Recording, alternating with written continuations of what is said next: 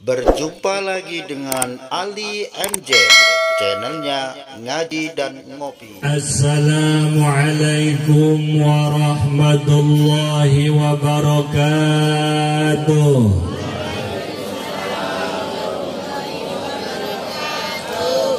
Alhamdulillahi rabbil alamin. Wassalatu wassalamu ala asyrafil mursalin Sayyidina wa maulana Muhammadin wa ala alihi wa sahbihi ajma'in, amma ba'du. Faqad qala Allah ta'ala fil Qur'anil Karim wa huwa asdaqul qailin.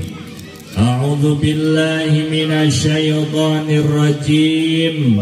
Wa dzakir fa inna dzikra tanfa'ul mu'minin al-ayah.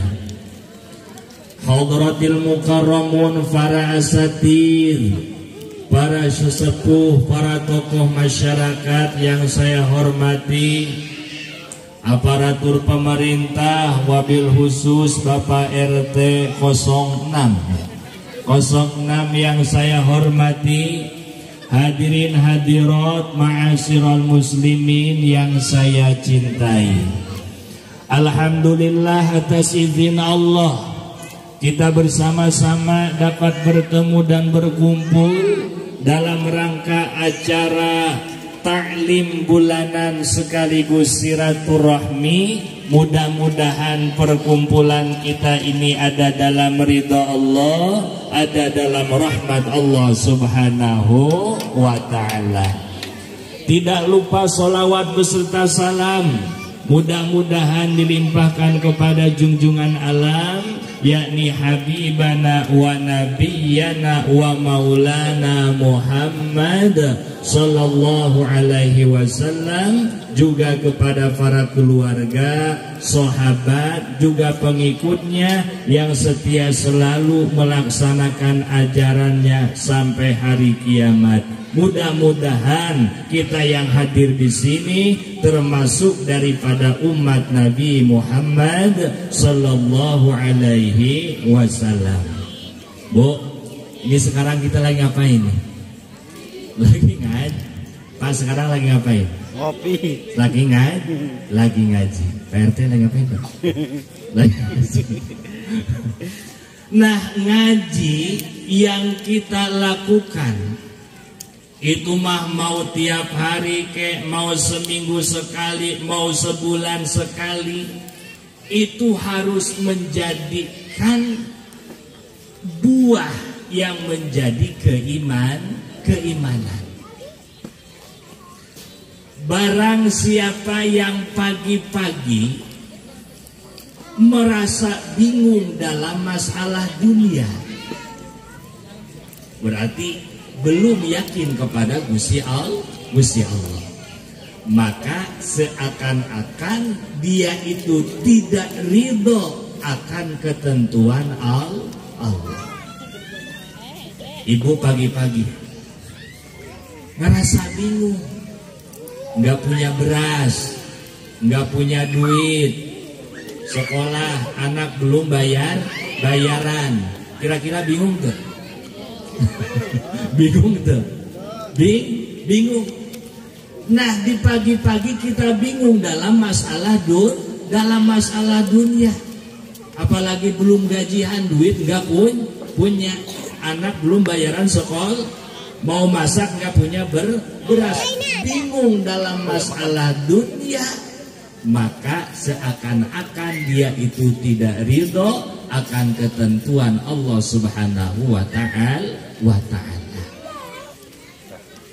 Kemudian barang siapa yang pagi-pagi dia punya masalah kemudian ngadu kepada manusia, Pak, saya lagi pusing banget. Pusing kenapa? Gak punya beras, mau masak gak punya beras, anak belum bayaran, minta jajan mau ngasih nggak ada duit. Nah, berkeluh kesah, ngadu kepada manusia, seakan-akan dia itu mengadu daripada Allah Subhanahu wa ta'ala. Jadi Allah itu diadu kepada orang. Itu sama saja tidak ridho akan ketentuan Allah Subhanahu wa ta'ala. Boleh kita ngadu, boleh. Tapi kepada siapa? Yaitu kepada Allah Subhanahu wa ta'ala. Nah, kita ngaji tiap hari, kita ngaji mingguan, kita ngaji bulanan, supaya menumbuhkan keyakinan kita kepada Allah Subhanahu wa ta'ala. Makanya ada doa, Pak. Doa ini pernah dibaca oleh Kangjeng Nabi Musa alaihi salam ketika akan membelah lautan. Mana doanya? Sok turutin. Bismillahirrahmanirrahim. Bismillahirrahmanirrahim. Allahumma lakal hamdu wa ilaikal mustaka wa antal musta'an wala haula wala quwwata illa billahil aliyil azim.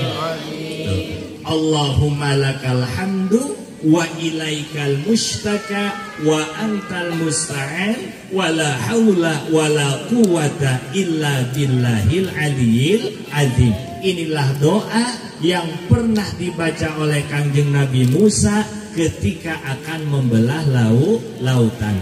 Tidaklah orang yang membaca ini doa yakin akan diijabah. Makanya ketika kita menghadapi kesulitan, ada kalimat la haula wala quwata illa billah. Bahkan dalam kitab Kasyifatus saja, Sakinah sarahnya, barang siapa yang menemukan kebingungan. Bapak usah bingung. Pernah nggak bingung? Pernah. Bingung kunaon? Bukan pernah, sering. Lain pernah, sering. Ibu pernah bingung? Sering. Pernah apa sering? Sering. Nah, barang siapa yang menemukan kebingungan, maka hendaklah dia itu memperbanyak membaca la haula wala quwata illa billahil aliyil azim. Berapa? Minimal 300. Berapa? 300 itu paling sedikit. Syukur-syukur lebih banyak. Tidaklah orang yang ketika mendapatkan kebingungan membaca la haula wala quwata illa billah paling sedikit tidak 300, kecuali Allah Subhanahu wa ta'ala akan membahagiakan, akan menghilangkan rasa bingungnya dari itu orang. Tuh, 2 tinggal ngamalin. Tadi apa tadi?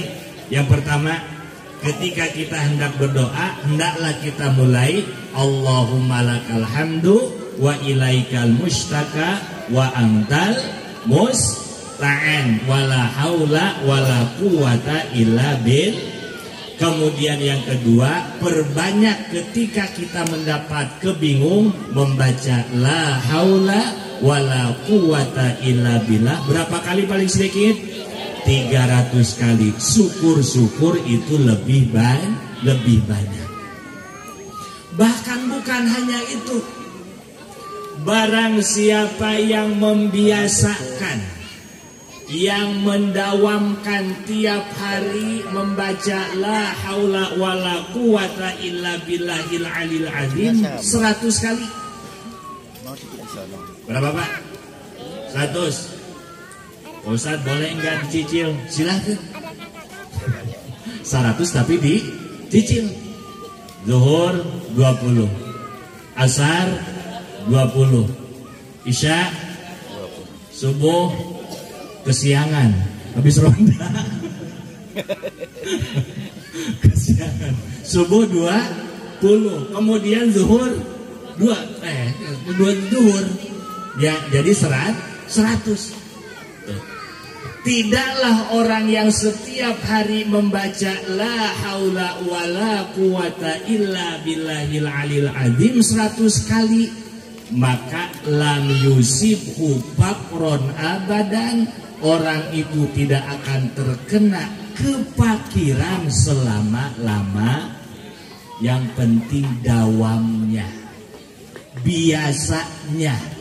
Jangan begini, iya habis ngaji ibu ngamalin nih, habis pulang ngaji langsung ngamal, dapat 3 hari, dapat seminggu, tapi belum ada buahnya juga. Ya wiridan mah harus terus, ya harus mudawam mah. Kita nanam kelapa aja berapa tahun baru tumbuh, Pak? 10 tahun kan? Eta kelapa, duren. Berapa tahun duren? Berapa tahun duren? Pak, nanam duren, pengen sampai berbuah duren berapa tahun? 40. 5 tahun. Duren 5 tahun. Ya.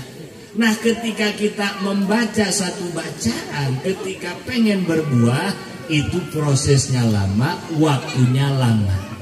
Jadi dawamnya itu harus terus menerus. Barulah kita akan mendapat daripada apa-apa yang kita baca.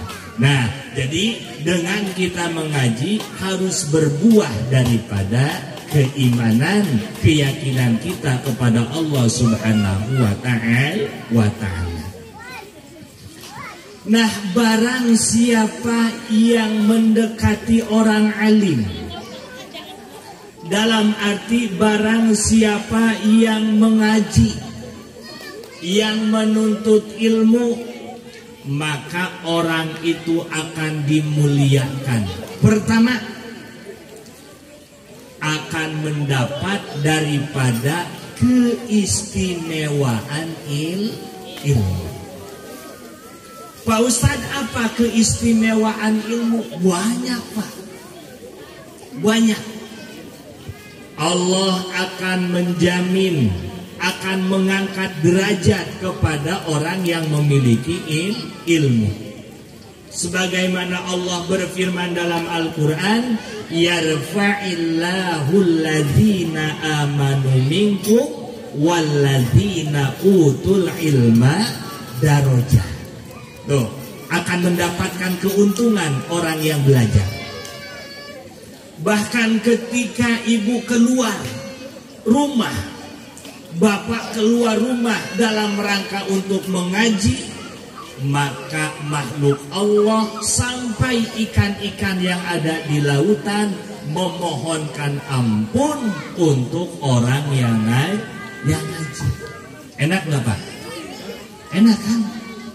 Ikan-ikan yang ada di lautan memohonkan ampun untuk orang yang ngaji. Itu keuntungan ini. Bahkan baginda Rasul Sallallahu Alaihi Wasallam pernah bersabda, ketika aku mendatangi suatu hari tapi tidak ada pemasukan ilmu di hari itu, maka sungguh hari itu tidak ada keberkahan untukku.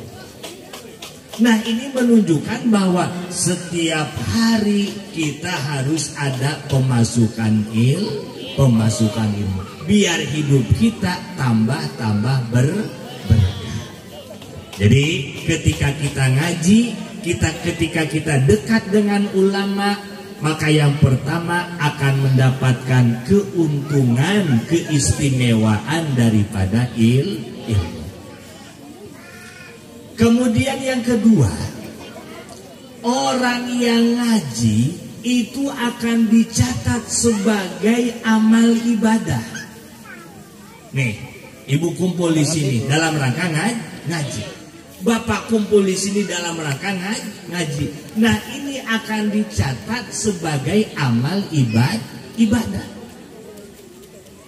Pak Ustadz, yang namanya ibadah itu apa? Yang namanya ibadah itu adalah fi'lu ma yurdi rabbah. Mengerjakan sesuatu yang bisa mengundang daripada ridhonya Allah Subhanahu wa ta'ala.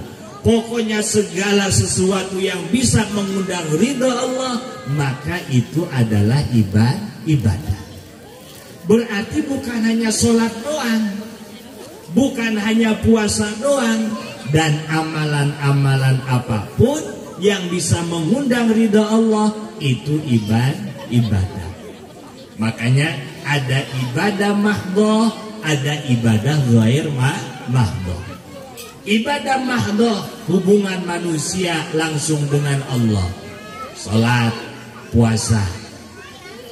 Ghair mahdhah, ada tetangga yang sakit, tengok.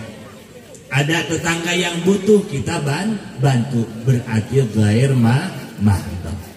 Nah, keuntungan orang yang menuntut ilmu, orang yang ngaji, maka akan dicatat sebagai amal ibadah.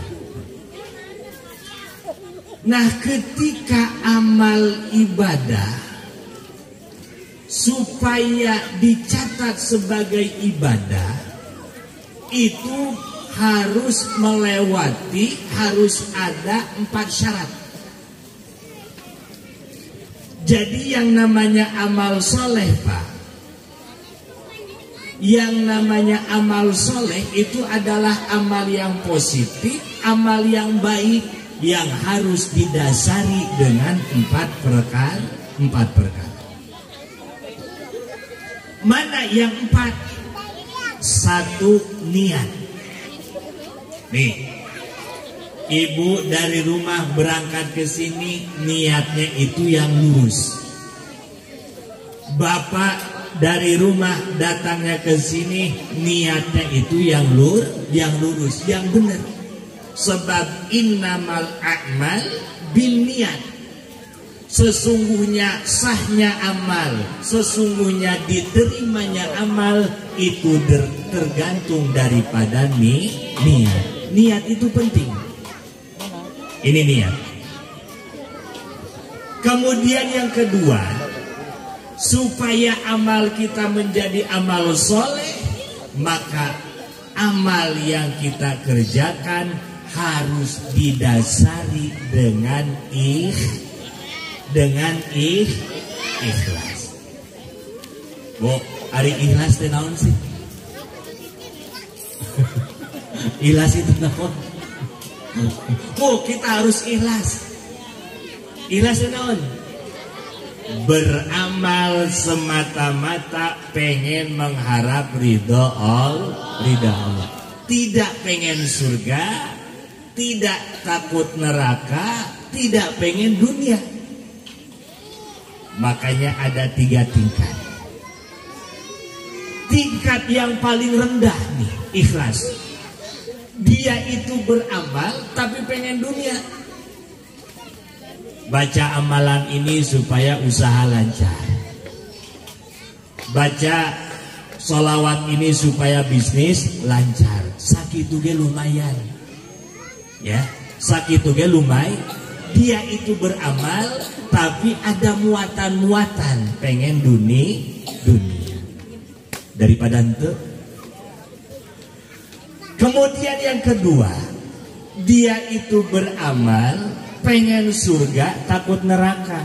Ya mau orang ya. Kenapa kamu sholat? Pengen surga. Kenapa kamu sholat? Takut neraka. Kenapa kamu sholat? Pengen pahala. Dia itu beramal pengen surga takut neraka. Ini ikhlas nomor 2. Nah, ikhlas yang paling istimewa yang ketiga, dia itu beramal semata-mata pengen ridha Allah. Tidak pengen surga, tidak takut neraka, tidak pengen dunia, satu saja, yaitu ridhonya Allah Subhanahu wa ta'ala. Makanya dalam Al-Quran, wa ma umiru illa liya'budullaha mukhlisin, dan tidaklah mereka diperintah untuk melaksanakan ibadah kecuali itu dengan ikhlas. Jadi menuntut ilmu tidak lain akan dicatat sebagai ibadah. Hadirin hadirat ma'asyiral muslimin yang saya cintai, rukun tetangga itu singkatan dari apa? RT. Rukun warga, RW. rukun warga, RW. berarti berarti ketika kita pengen hidup bersatu, pengen nggak hidup bersatu nih? Bapak pengen nggak hidup kompak? Jadi tidak berpisah. Nih, saya kasih contoh. Lidi. Lidi tahu lidi?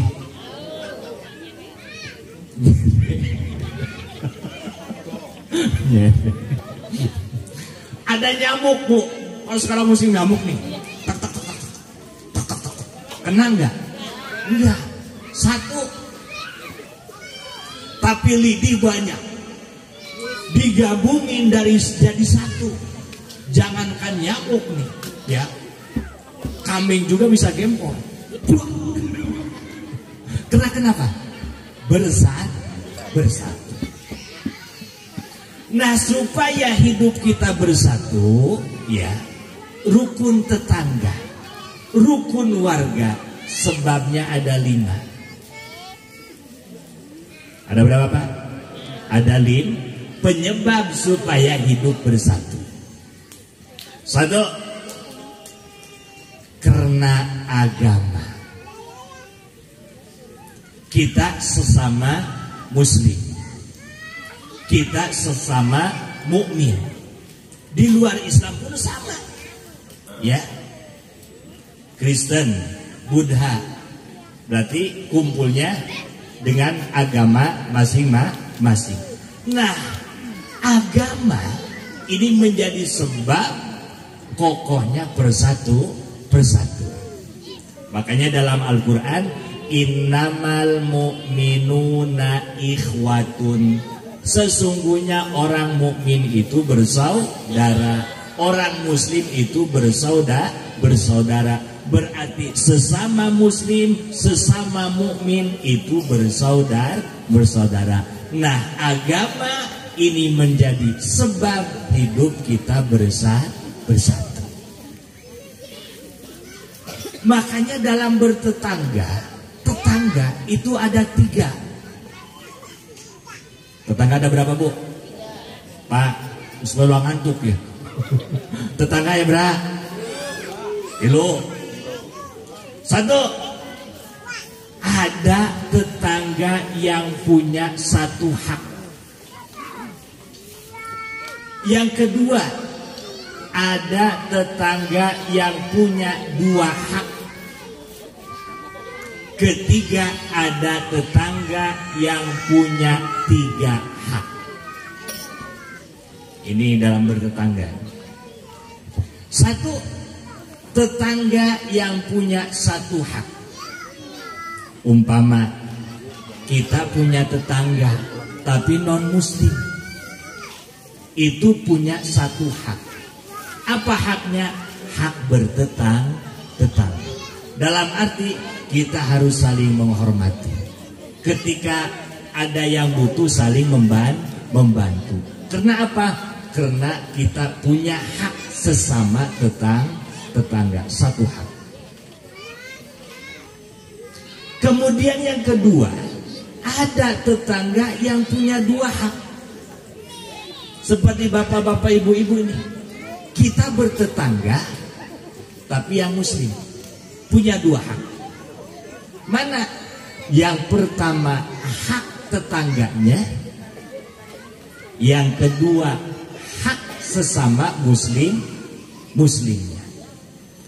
Makanya kan dulu udah pernah kan, hakul muslim alal muslim situn. Hak sesama muslim itu 6. 1, ketika bertemu ngucapin salam. Ada yang bersin ngucapin alhamdulillah, maka harus jawab yarhamkallah. Ketika ada yang sakit, tengok. Ketika ada yang meninggal, iringi jenazahnya. Itu hakul muslim alal muslim. Nah, ketika kita bertetangga, tetangga kita muslim, maka mempunyai dua hak. 1 hak karena tetangga, yang kedua hak karena muslim. Kemudian yang ketiga, ada tetangga yang punya 3 hak. Ibu punya tetangga. Emang tetangganya itu adik kita, saudara kita. Masih ada keturunan, masih ada nasab. Maka ini punya tiga. Mana yang 3? 1, hak tetangganya. Yang kedua, hak sesama muslimnya. Kemudian yang ketiga, hak karena saudaranya. Jadi kita harus tahu tuh ilmu dalam bertetangga. Makanya untuk mempererat tali persatuan, yang pertama penyebabnya adalah agama. Minum ulang ya, air food.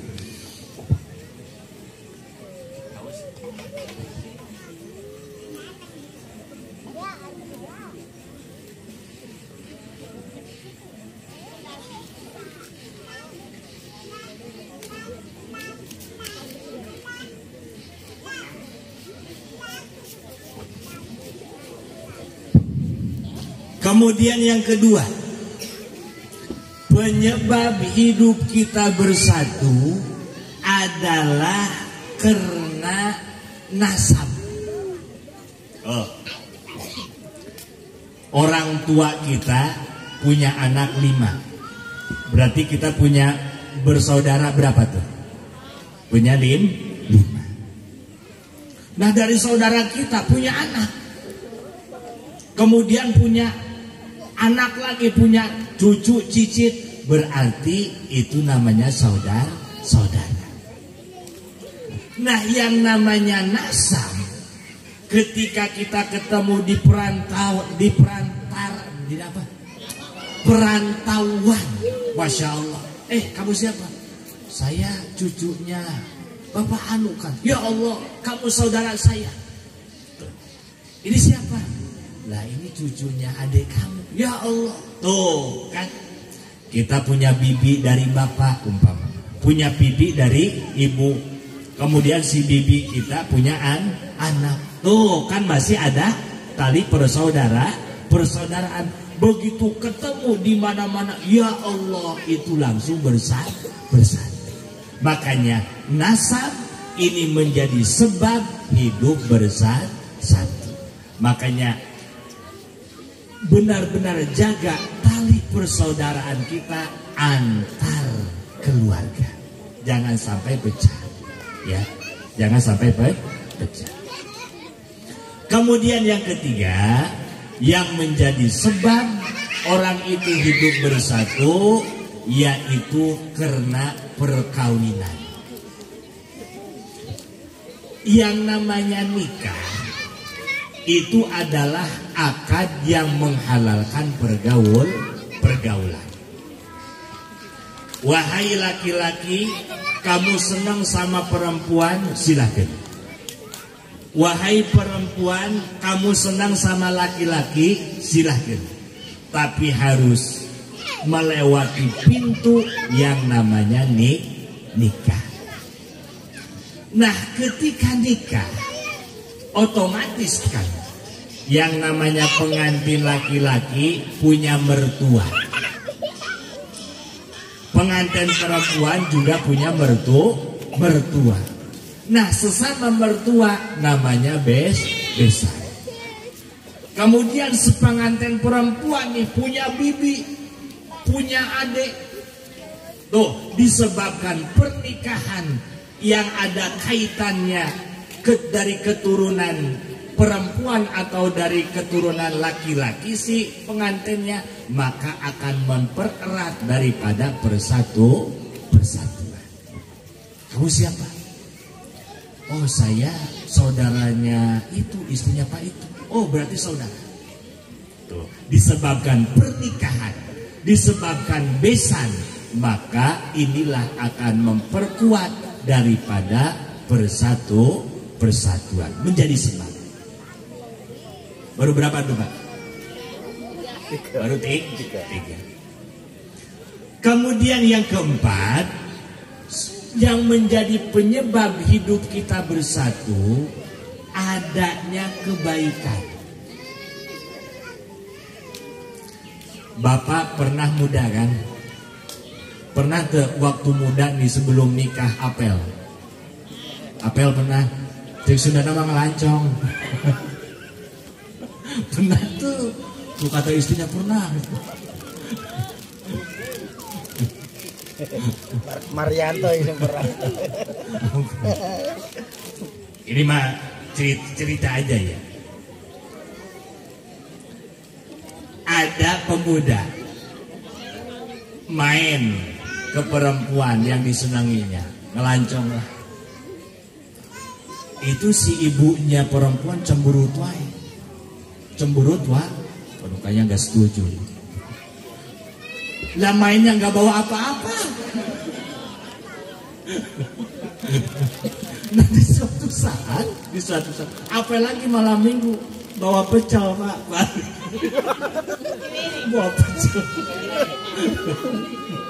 Bawa pecel, bawa martabak, masya Allah. Kata itunya gimana? Kata ibu perempuan, sing sering-sering ya.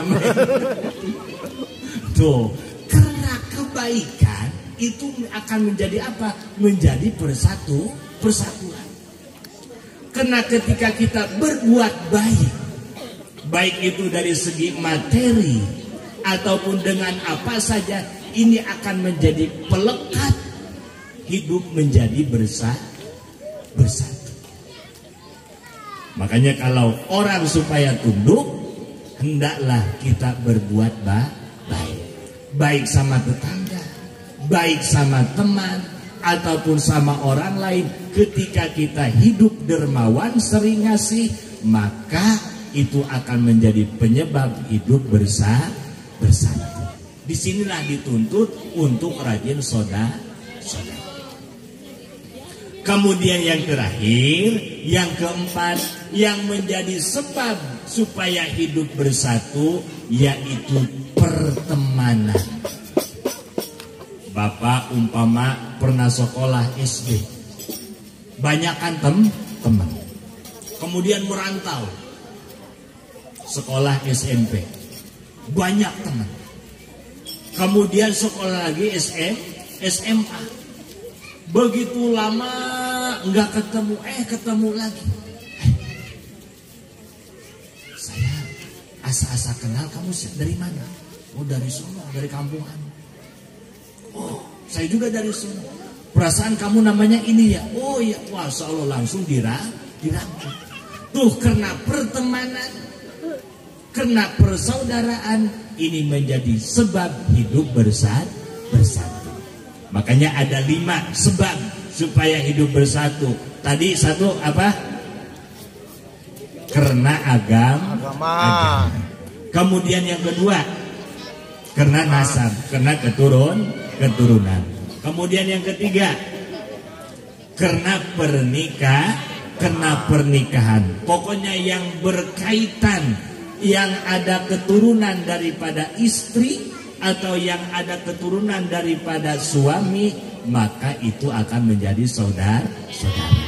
Kemudian yang keempat, kebaikan, berbuat baik kepada orang. Tentu orang itu akan tunduk, akan menghargai. Kemudian yang kelima, adanya pertemanan. Nah inilah yang harus kita amalkan, yang harus kita terus jaga supaya kekompakan persatuan kita terus menerus. Hadirin hadirat ma'asyiral muslimin. Non bos, oh doi malam minggu. Ya paling gedongnya. Ya, nyampe. Jam berapa Pepe? Jam 1. Jam 1. Langsung roda. Lain karunya di jam 8 nih ya. Pintos Isa. Oh, karunya. Terus balik. Terus. Karunya ibu-ibu setengah 11 ya. Cukup ya? Cukup. Al-Fatihah. A'udzubillahi minasyaitonirrajim. Bismillahirrahmanirrahim. Alhamdulillahirabbil alamin arrahmanir rahim maliki yaumiddin. Iyyaka na'budu wa iyyaka nasta'in ihdinas siratal mustaqim siratal ladzina an'amta 'alaihim ghairil maghdubi 'alaihim waladdallin. Mudah-mudahan apa yang saya sampaikan bisa bermanfaat. Hadanallahu wa iyyakum ajma'in. Wassalamualaikum warahmatullahi wabarakatuh.